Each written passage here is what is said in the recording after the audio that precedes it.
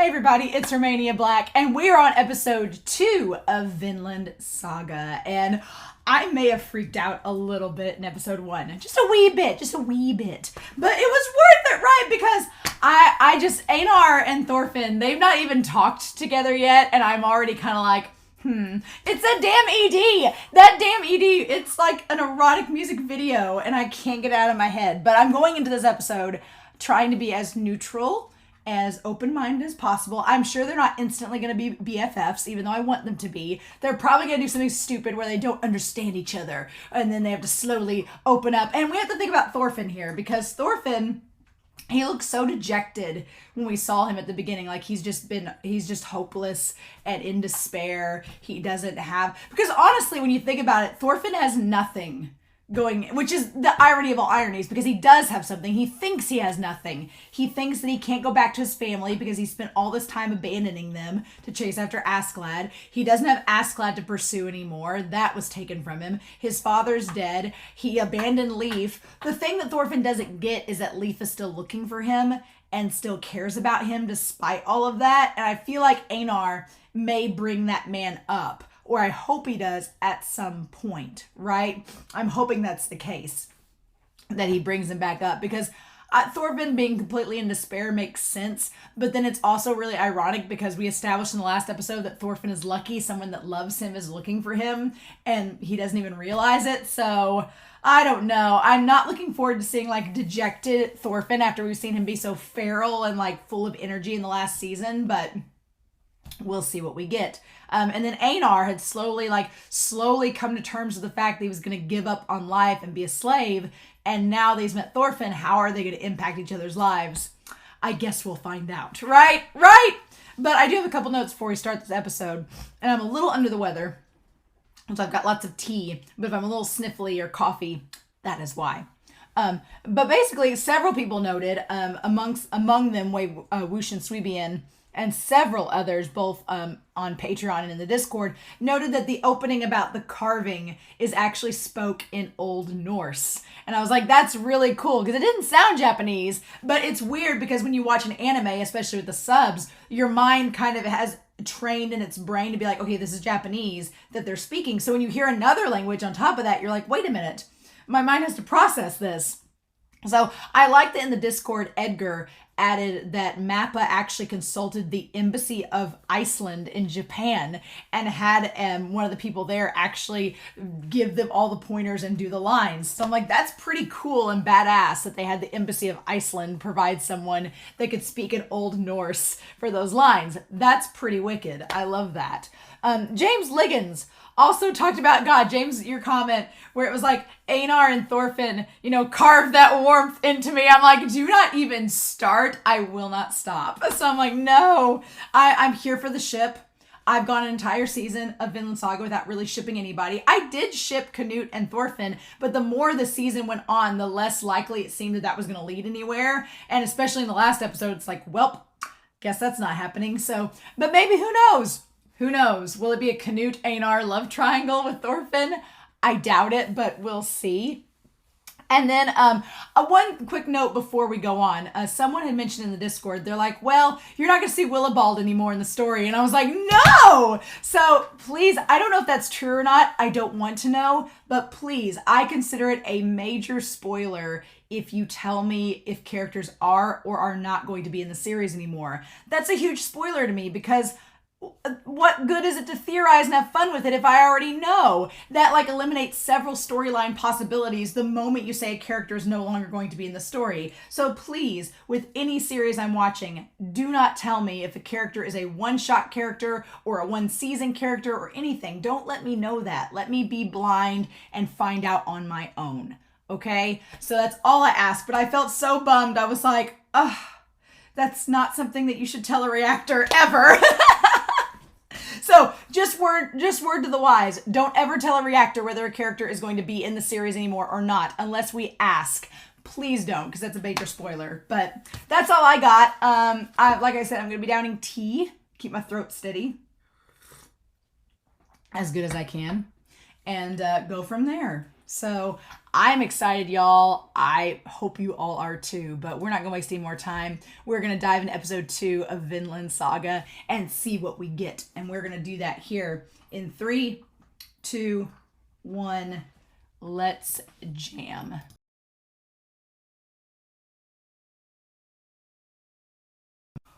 Oh, well, just when you think that Thorfinn and Einar are going to be set up to be bosom buddies, then they have to throw in a woman.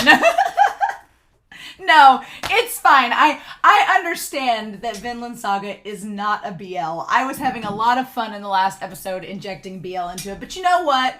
Even if Einar is only into this beautiful blonde woman, even if Einar is our bisexual king, even if there is no romance in Vinland Saga because there's not a lot of time for it, I will still poke fun and have fun with the BL elements because why not, right? So yeah, so I really like this episode. It feels like that you had the first episode getting all like Einar's character set up, setting up what's happened with him and everything, and then this episode seems like its main purpose is to set up the situation that Thorfinn is in, to set up what Einar is in, and kind of the situation of Ketil's farm, which could be worse situations, but it's not great. And it's kind of one of those, it's a frustrating situation, to say the least. But man, I love the OP of this episode. It's so dang good. It's so good, but yeah, you have this pristine environment, and this pristine environment that is slowly being turned into all these wheat fields, right? So we set up a few things. There's still questions, and I'm going to put questions and food for thought, right? Questions and food for thought, because that seems to be like the big question in all of this, right? The big question, the questions and food for thought. One is being like, how long has Thorfinn been there, right? There's questions of how long has Thorfinn been there? Where was he before? If he's not been there long, because it seems like he's not been trimming and clearing trees for very long, unless he's just been slowly whittling at it and taking his time, and that's that, which very well could be the possibility, right? Very well could be the case, but we're not sure. So, like, where was he before? What's going on there? And then also, how did he get there? I guess is the other question. Right, that's the thing with Thorfinn. Right, we're going to just line that out with Thorfinn's character, and we're going to talk more about him down in there. But I like right off the bat, Kettle's like, you guys are going to become friends. I'm like, not beating around the bush, just going ahead and saying what needs to be said, right? Just getting all up in that, right? And so saying, well, you guys are going to be buddies. And Einar's like, well, it's nice to meet you, Thorfinn. And Thorfinn's just like, hi. Like, Thorfinn is just, it's so weird with his character. He almost seems like he seems more like Thor's in the sense that he's just let a lot go. But he doesn't have an emotional anchor. I was thinking about this. I was thinking about this with episode 1. He reminds me of Thor's before he left the Danish army, that Thor's just kind of like was just done with everything, and he was just mindlessly going through the motions and attacking and just didn't have much empathy or use for anything. And then when he had his wife and child, suddenly he had that emotional anchor, that connection that made him want to leave and go back and be with them. So yeah, it's rather interesting, right? It's interesting how all of that shapes up and how his whole life kind of was changed by his family. But Thorfinn doesn't have that. Thorfinn doesn't have a family that can give an emotional anchor. He's just kind of lost at sea. No pun intended. He's just lost there in the life of a slave. He just has no other purpose for life right now. He's just going through the motions of survival. And it's clear that he's just given up. He's just given up on life. He doesn't have any motivation or anything spurring him forward, right? Whereas Einar has some pride still left in him, and he is like, this isn't fair, right? And so let's talk about Kettle. Kettle is our guy here, and Kettle is our slave owner, and he has these wheat farms. He seems Danish, and he says he owns the woods, right? So he has a setup, right? So he owns the woods. It'd take an awful lot for him to clear that himself. It'd take him years to do that, right? So he's like, he's going to let Thorfinn and Einar borrow the woods, and saying that you clear the land, work it, and reap the harvest. So basically he's told Einar and Thorfinn, these two men, that you are going to clear the forest,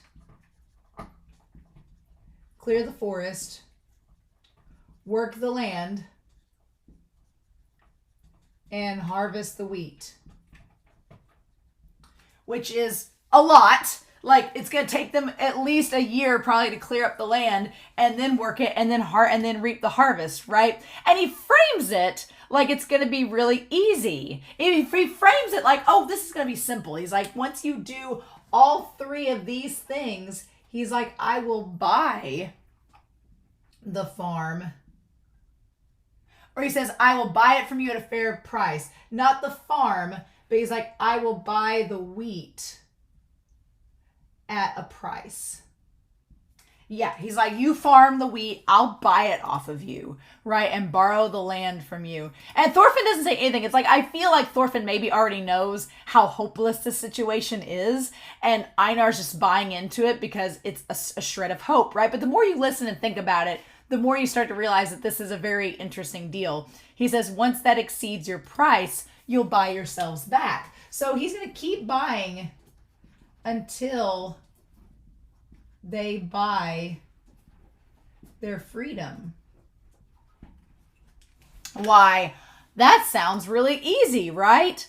He's like, you'll buy yourselves back. And Einar's like, oh, really? We could actually do this. We'll be free if we do that. And it's like, well, theoretically. He's like, you earn your freedom. This line here, you earn your freedom yourselves the right way. That's such a condescending, awful way to say it. He says you do it the right way. Which, the thing about it is that they were taken from their homes. They were taken from their homes and made into slaves. There's no right way about this. It's enslaving a human. There's no right way about it. It's like, no. The opposite way, the wrong way, the right way is to work for a master. The wrong way would be to kill the master and take your freedom back. That's what it's led up to be. It's like, oh, you do this clean societal way, right? This humane way. I mean, the wrong way would be for you to kill me, and that's not right, right? But it's like, it's basically trying to make slavery seem like it's totally fine. Totally fine. No problems. They'll just earn their freedom back. Oh, isn't that something?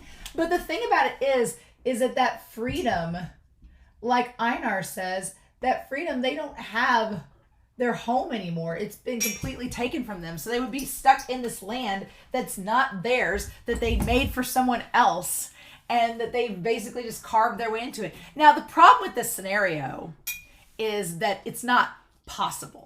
Right? It's a lose-lose. It's a win for Kettle, but it's a lose for Einar. It's not possible. It's like, depending on how hard you work, you may be able to accomplish that within 3 years. Bullshit, you can do that in 3 years. He says 3 years.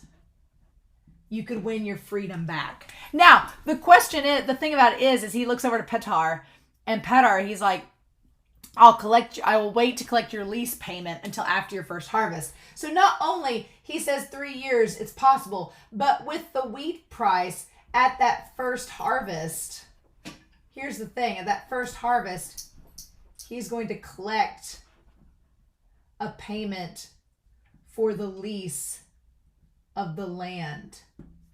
Yeah. So there's that there. And Einar's not thinking about any of the fine print. He's just like, oh, well, I could become free again. He's like, it's possible. He's like, no, I'll do my best. He's like, I could become free this way. And Kettle's like, oh, sure, great. Glad to hear it. He's like, Pater here, he like bought back his freedom. I'm like, then why is he here? You know, he's stuck here. I became a free man by the same means. It's like, yeah, is he really free though? Because he's sitting there with Kettle. Like, why didn't he go back home, right? Probably because he doesn't have one. And so he says, observe Thorfinn's work. Yeah. But here's the thing. It's not possible, right? It's an impossible hope.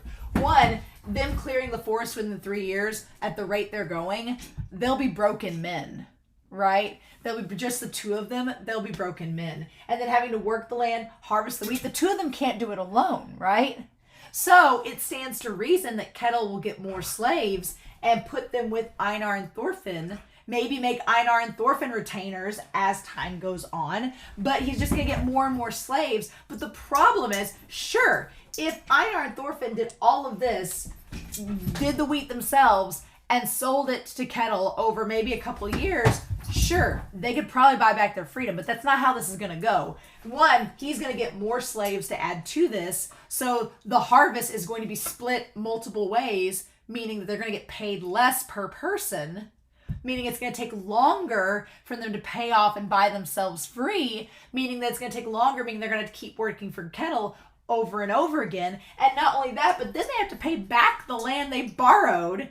They were given land, they did free work for him, and are going to have to pay him for doing the work for him and doing all the harvesting. It is a giant cycle, and it sounds great in theory when you first hear it. But then the more you think about it and break it down, it's never going to get accomplished. They're going to just keep working till they die, trying to pay off and free themselves, and it's never going to happen. It's just not going to be possible. And so it sounds great this right way, but it's not something feasible, right? And Thorfinn's just kind of done. He just, he doesn't want to talk to Einar. Einar asks how his master is, and Thorfinn just looks so dejected. He just doesn't care. He's like, is this normal in Denmark? He's like, we had slaves in my homeland, but they were slaves for life. And that's pretty much what these guys are going to be. He just doesn't realize it yet. So he said he's from northern England, and Thorfinn is, from Iceland. And the funny thing about this is that Einar has no clue where that is. He's like, oh, Iceland. Where's that? Like, they don't know hardly anything about one another. I'm glad they can at least talk to one another, because I was afraid there was going to be like a language barrier and they weren't going to be able to speak to one another for like most of the episode. I'm glad that's not the case. I love he says everything on this side of the river. And he's like, oh, that's a lot. And then when you pan back and see just how much it is, it's very clear that they're not going to get all of this done in 3 years. There's just no way. So yeah, and Einar, he's, been a farmer, but not a woodcutter. So he doesn't have the right muscles for that sort of thing. He's not like built up the strength that he needs for that sort of thing. It's just a whole different experience. So I feel bad for Einar because he just doesn't understand, right? And Thorfinn's like, yeah, about this. And so they get all the logs and everything ready to send down the river for Kettle. Now, when the lunch comes, I like that Einar's like, oh, well, they're going to bring us lunch? We don't have to do it. I thought what Thorfinn was going to say is that they have to make their own lunch and they have to like kill and cook and clean their own lunch. That's where I thought this was going. But luckily, that's not the case, right? Not the case. I thought that's where we were headed with it. I thought that they were going to be like, oh, well, you've got to cook and clean and do your own lunch. And I was going to be like, But no, they bring them lunch, but it's barely anything. It's like, it's the most meager of means, right? And these guys come up, these retainers, talking about how they basically had their way with this woman. And this one guy's been eating on his lunch the whole time. And Einar, the newbie, gets initiated into what's going on, right? It's really sad. And Einar's very frustrated. Obviously so, because he's like, this isn't enough for 2 people. It's not enough for 1 person. And they're like, oh, are you going to complain about it? Like, you've not been a slave very long, have you? And Einar's just like, what a bunch of assholes. And Thorfinn, Einar has like the kind of reaction Thorfinn would have in season 1, being like, what the fudge? Except if this were Thorfinn in season 1, he would have already tackled this guy and like cut off his ear. But Thorfinn is just like, no, let's not cause a scene. And it's kind of as if Thorfinn, Thorfinn, he doesn't want any more conflict. It's almost as if everything came crashing down around Thorfinn in the last season, which it kind of did. And he realized that he's like, I don't want to see anybody struggle anymore. He's like, I'm kind of over it. Kind of done with it. And it really sucks because Thorfinn had so much vitality and life to him, but losing Askeladd, losing his dad, it's just like he's lost the motivation to keep going, and he's just tired of seeing people get killed, so he's just like avoiding it at all costs. He's like, I'm just done. I just want to like live out the rest of my days, and I don't have any reason to live, but he doesn't want to die either. There's that sense of survival in him, right? And then these retainers, who are supposed to be helping them get the logs down the river, leave Thorfinn to it. And Thorfinn's just, he doesn't want conflict. He's being passive aggressive. So he just has the horse hooked up and has Einar help him do it. And like the process of them moving one tree is absolutely ridiculous. Like it takes them nearly all day to move just a couple trees, if even that. And they're completely exhausted by the end of it. And Einar's like, I'm going to go report them to the master. And Thorfinn's like, don't. It's not worth it. He's like, it's just going to make things harder on you. And it almost seems like, does Thorfinn have experience? Did he have experience with the retainers before? I feel like there's so much about Thorfinn we don't know about him getting here and what happened to him that we can only kind of guess as the audience at this point. So it could be that Thorfinn got here, was really resistant, had problems with the retainers. They sent him to the woods to chop down the forest, and that's all there was to it. But I feel like he's like, don't cause any more trouble for yourself. He's like, it's not going to work. And he's like, don't you agree, Thorfinn? And Thorfinn is like thrown out his shoulder. He's like, I don't know. It doesn't matter anymore. It doesn't matter. He doesn't care. He just thinks he's like got this nihilistic, like nothing matters anymore. I don't know what the point is. Why do I do what I do? And I love that shot where he grabs Thorfinn by the cuff and like holds him up against the sunlight. The sunlight's dripping down on him. I'm like, Mappa animates it perfectly. It's like a Just Keys moment, right? But Einar's just like, are you okay with that? That they're like this to us? They're treating us inhumanely. Are you okay with that?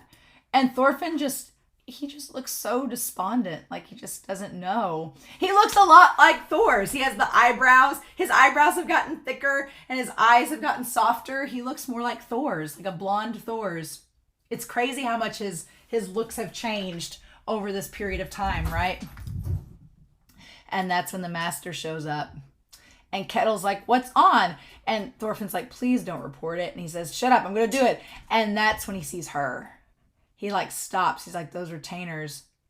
And then it's like love at first sight. He like sees her and she's beautiful. And poor Einar, he's just like love struck. Aw. Thorfinn is like our asexual being. He's not having it out with anybody. But Einar is immediately smitten. And I love the Kettle's like, what a weirdo. Never mind. Forget that. And I love Thorfinn. Thorfinn's not really gotten any taller. He's just broader, right? And I love that Thorfinn's like, weren't you going to say something? And he's like, shut up. And we see like the blush on his face. Mm-hmm. He's just sitting there blushing about it. Wonderful. Now, we don't know if she's like a mistress, if she's a daughter. I imagine she's a slave that's a mistress to him, right? Or I assume that's the case. Mm-hmm. I don't think he would have his daughter sitting in the back of a wagon like that. But to be noted, if we're going to give Kettle credit for anything, I do think it's worth noting that Kettle does work. He does work the fields. And who knows? Kettle may have been a slave himself. We don't know exactly. Kettle may have been a slave himself that got into these circumstances where he found himself free and just decided to go along with the system because it was a system that worked. Maybe that's the case. We don't know. But he is at least, I do at least appreciate, as much as Kettle's right way is wrong, as much as there is that, he does work in the fields and seems to be a decent. He could be worse. He could be far worse, right? He could be a far worse person. He at least seems like he works with his people and doesn't like sit from afar under a fan.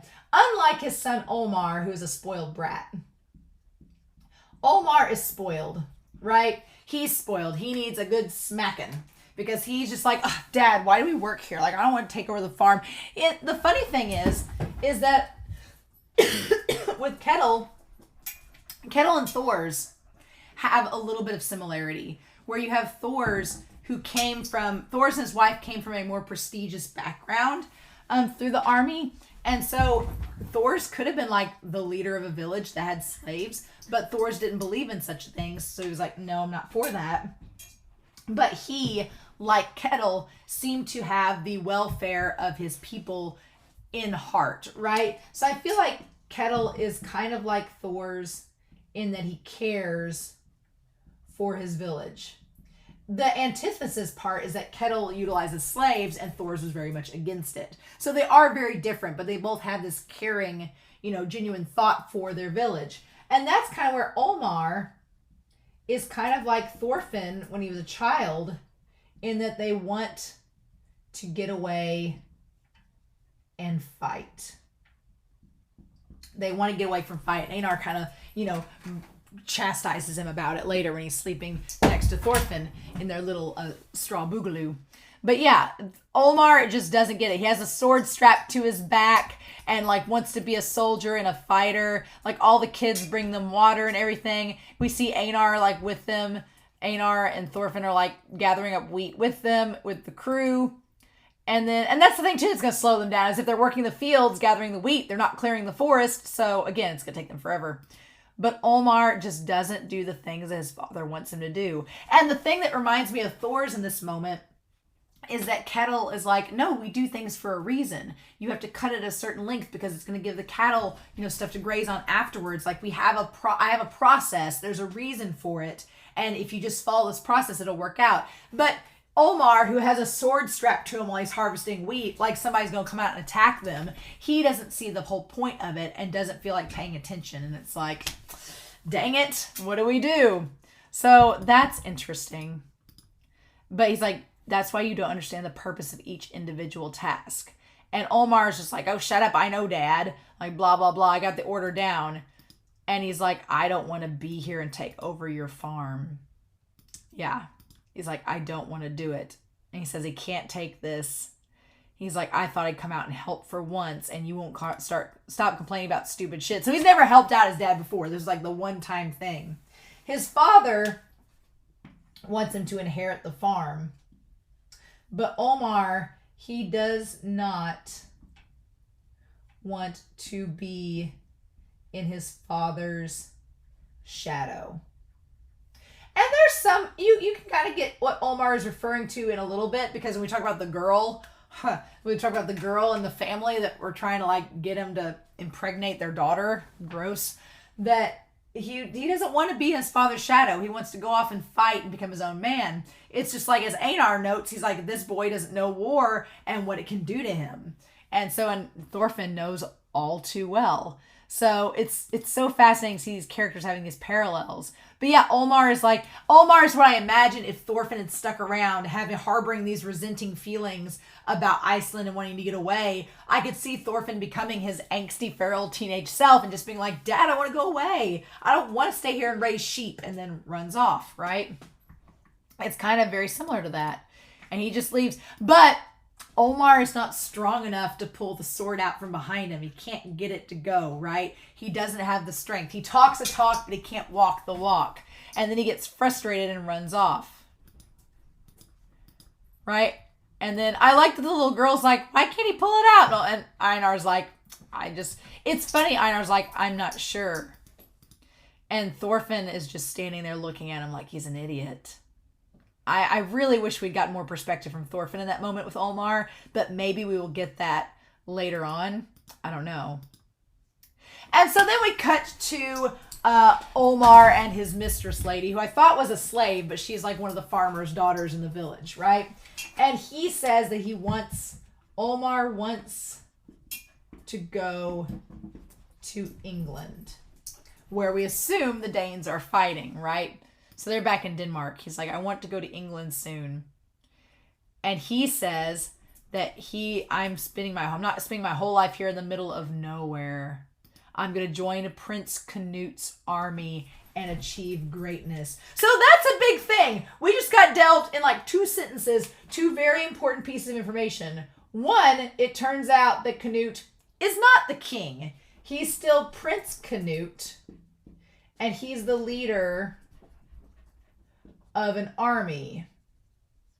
And we find out that Harold is king. I have all the questions. What happened? What ended up happening? How did we go from Canute taking the crown at the end of season 1 and being like, I'm going to be king, to Harold coming back and being like, no, bro, no. How are we going to do that? Like, I'm so curious. And we have the moth to the flame, where the moth goes there to the flame, and he goes to like strike at the moth and misses entirely, right? Olmar is not great like he thinks he is. And he puts the sword away slowly, saying, and she says, when is soon, sir? Like, as she's like bundling herself up, he's like, soon means soon. King Harold should be calling for reinforcements soon. So again, all the questions about Canute and Harold, all the questions about what is Thorkel doing, what's happening. Now that Askeladd's gone, does Canute even want to be king? That is a curious thing too. Like, Askeladd was all about Canute becoming king for the sake of Wales. So if Canute does not become king, does that mean Wales is in trouble? Was everything Askeladd did in vain? I have all the questions, and I know the season is going to slowly answer them for me, but I'm like, I just need to know more, right? But we don't get that. But I'm so fascinated. But yeah, apparently reinforcements are going to be coming soon. So basically telling us that if Thorfinn and Einar want to get out of here, the ship with the reinforcements would be the way to go. But we got to get there first. We got to see if that's even going to be a thing that happens. And then she says, I'm worried about you, which sounds sincere at first. And he's like, oh, well, And the thing about it is, I kind of feel bad for Olmar in this situation, because Olmar's like, oh, you feel bad for me. Oh, well, you're worried about me. Oh, okay. Well, I'm not going right now. Olmar doesn't seem like a bad character. He's just a spoiled brat. That's the problem with Olmar. Like the retainers, they're assholes. They're just jerks. But Olmar is a 17-year-old teenage boy that thinks he knows everything and doesn't, and has all these broad ambitions, but has no clue what that experience is going to be like. And I feel bad for him here, because the girl, she tries to seduce him. She's like, hey, let's, come here, let's go again. And he's, then we find out that the dad and the mom are in on it, and they want her to get pregnant by him so that they can have a stake in the farm. And Olmar seems to realize what's going on and busts out and is like, no. He's like, I'm tired of this. He's like, shut up, you idiots. He's like, I know what you penniless tenant farmers are up to. Yeah, so they're basically slaves that are trying to buy back their freedom as well. Again, what Einar and Thorfinn would become, right? You're tenant farmers, and you're after my dad's fortune. And he's like, if you join the family, you think you're going to live a life of luxury. Yeah, so basically they're doing the same thing that's happened with Einar and Thorfinn. They've been farming this land, trying to buy back their freedom, and they've realized, well, if our daughter could get with him, maybe they could, have a kid, and that would get their way into it. And Omar just leaves, and he's screaming, saying he feels like shit.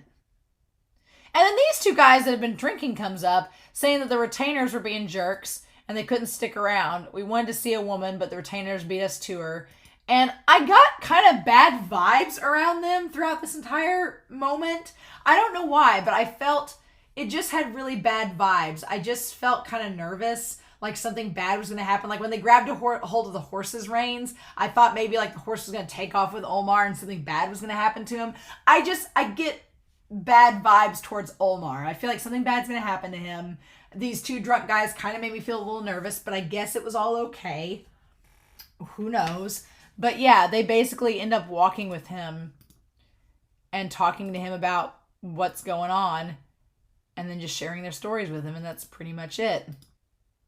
And then we cut back to Einar, who I like the visual metaphor of Einar on top of the hay and the moonlight is shining down on him, and then you have Thorfinn curled up in the darkness. And Thorfinn's spent his fair share in a hayloft, so he knows what it's like. But Einar is just mad because he's like, oh, Omar thinks he wants to go off and be a soldier. He thinks warriors are cool. He's like, no. He's like, that's not the case. He's like, everyone who goes to war is a beast. And Thorfinn, I love that shot. God, I'm going to take a photo of it. I love that shot of Thorfinn just looking over his shoulder at Einar. Like, there's a part of me that hates seeing Thorfinn so dejected, but then there's another part of me that's like, Thorfinn actually looks really handsome when he's all like soft. Like, I don't know, there's a soft look to him. It's kind of like Thor's, that when he looks over at Einar, he has this soft expression. And I'm like, Thorfinn kind of looks good. I don't know how to feel about this. I feel like it's like when you grow up, watching a kid grow up and you're saying like, well, he could be attractive. Weird. But yeah, but Thorfinn, it says war makes people beasts.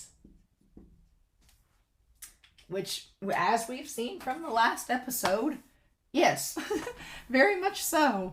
Yeah, and poor Thorfinn, he just looks over and he's like, go to sleep. We have an early morning. And Einar does not say what happened the second time the Danes came. I guess it doesn't need to be said.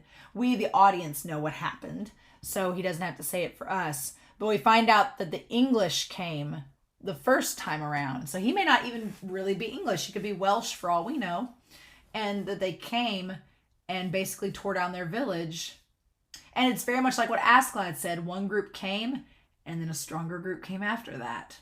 All with the same principles that they were supposedly fighting for. And we see Einar as like a little kid when his dad died. And then he can't even talk about what happened when the Danes came, but Thorfinn like opens his eyes. And he said, they claimed they were saving us from the tyranny of the King of England. But they were just beasts wearing human skin. And then we see Thorfinn, who's thinking of the same thing. Remembering the same moments. Like that village way back in like episode 5 that was tore down as a kid. That was burnt down like right after they got there from his father being killed. And then we just have Thorfinn going to sleep. So yeah, Thorfinn knows. Thorfinn knows the struggle that Einar's going through, and he's like, well, yeah, I can't deny it. I was part of that, right? I was kind of complicit and followed along with all that. Same deal, right? That's kind of the crazy thing about it, is that he knows exactly what was happening. So it's so frustrating though too, right? It's so frustrating because I want Einar and Thorfinn to open up to each other. I want Thorfinn to open up, but Thorfinn's always been a very private character. He's always kept things very close to the vest and doesn't talk about his emotions and doesn't talk about anything. He's never done that before. Why start now? So you know that there's like a wealth of things that Thorfinn could talk about with Einar, but he's not gonna do that. And so we, the audience, are gonna have to just, it's like, is Einar gonna pry it out of him? What's gonna happen? Is Thorfinn just not gonna tell Einar his story, but he's gonna have solidarity with him because he understands? Like, what are we doing? I just can't imagine these two are gonna stay on Kettle's farm for long. I feel like that those two little offlines by Omar about Prince Canute's army and King Harold sending reinforcements, I feel like that's him needing reinforcements suggests that their battles are not exactly going great, which is interesting. But also I feel like it is a right chance for Thorfinn and Einar to get out of here, go back to the main fray, back where Canute and Thorkel and all them are, based on the fact that those reinforcements are coming. And who knows, maybe Thorfinn will gather up the courage and his spark back and just set fire to the whole place. Who knows? But I really like the idea that Einar and Thorfinn are getting to know each other, realizing how similar their situations have been. I do like Olmar's character. I feel like he's a spoiled brat. I don't know if he's going to live or die, or if he's going to go on a journey. Don't know if that's going to be the case.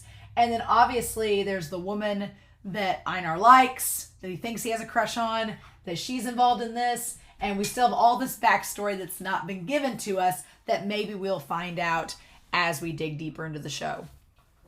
I don't know. But I really like this. The whole idea of setting up just how the whole slave thing does not work is also rather interesting too, so... But more importantly, I'm excited to know what you all thought of this episode. I hope you enjoyed this reaction and discussion. This is very much a setup episode, setting up things to come. And I'm really intrigued to see what all gets paid off that is set up within this episode. So, in any case, I hope you all have a wonderful week. Cheers. Please stay safe. Take care, and I will be back next week with Vinland Saga Episode 3. Bye.